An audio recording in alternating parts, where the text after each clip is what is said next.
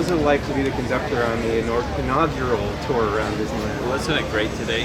It was so exciting because I love trains, and it was so exciting to be here to reopen the Disneyland Railroad by honoring Walt Disney and the two animators, the great Disney animators that inspired Walt's love of trains, Ward Kimball and Ollie Johnson. And this morning I got to engineer Ollie Johnson's train, Marie, which my wife Nancy and I own and have restored, towing the Chloe, which is Ward Kimball's train.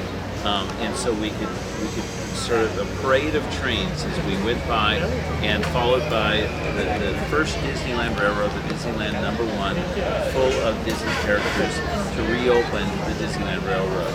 And it is incredible what the Imagineers have created back there. The backside of Rivers of America is so beautiful now, with the cliffside, the waterfalls, the trestles. It really is magical.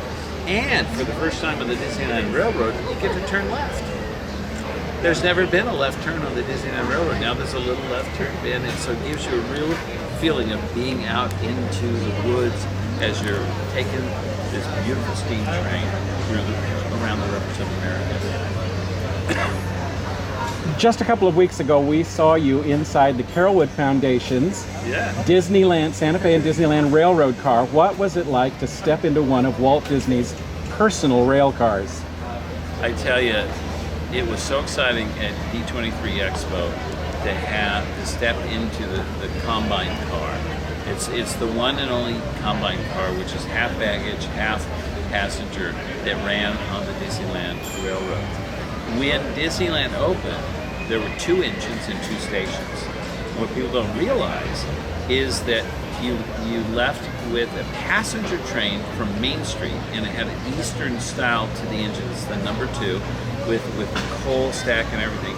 And that went all the way around the park and stopped there. And it would bypass the Frontierland station, which was the Disneyland #1 Railroad, which had a diamond stack they called it. It was a wood-fired engine. And that was a freight train. And you climbed in cattle cars, and there was a caboose and everything like that.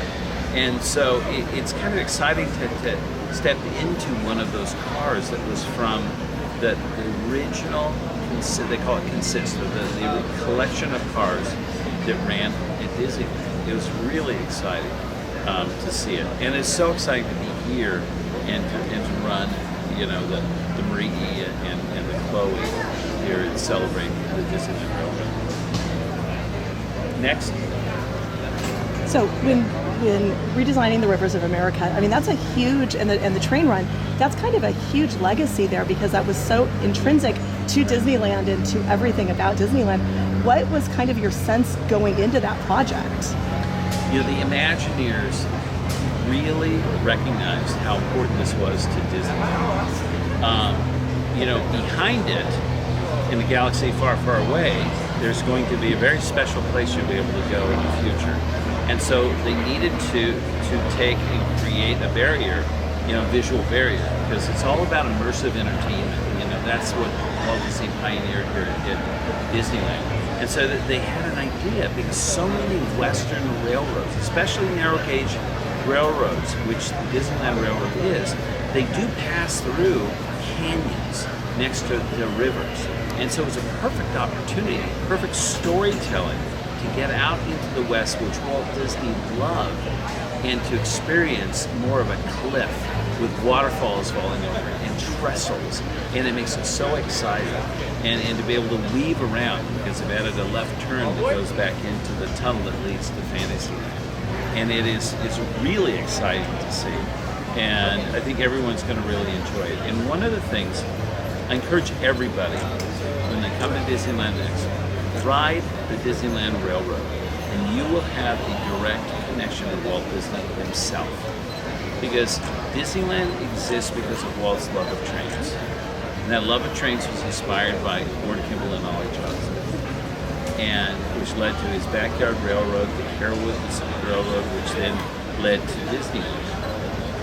And so when you ride, and Walt always wanted to have real steam engines in his cars, so that if future generations can experience what a real steam engine is like that he grew up with. And so I think almost more than any other attraction at Disneyland, you will really have a direct connection to Walt Disney himself by riding the train. Time for one more question. What do you think the guest response would be tomorrow when they're going to ride the railroad after almost a year and a half? I think that they'll be thrilled because it is still one of the most popular attractions in the park. People just love it. So many attractions. It's about energy. This one, you sit back, you relax, you get to go around the park, you take a journey, and it's just beautiful to see. Also, they've refreshed the Grand Canyon and Primeval World. It looks beautiful in there.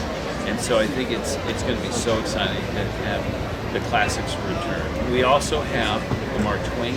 It's been refurbished and running again, the Columbia sailing ship, Tom Sawyer's Island. So it's like they call it the return of the classics because some of the most popular in the rides that were here on opening day. And it's really exciting. I think Disneyland, almost more than any other Disney park, people love the connection to Walt Disney because this is the park he built, he walked through, he stayed overnight here, he drove those trains, he was here, and so you get it's exciting to bring those classics back. Thank you very much. Thank you. Thank you, John. Great, thank you.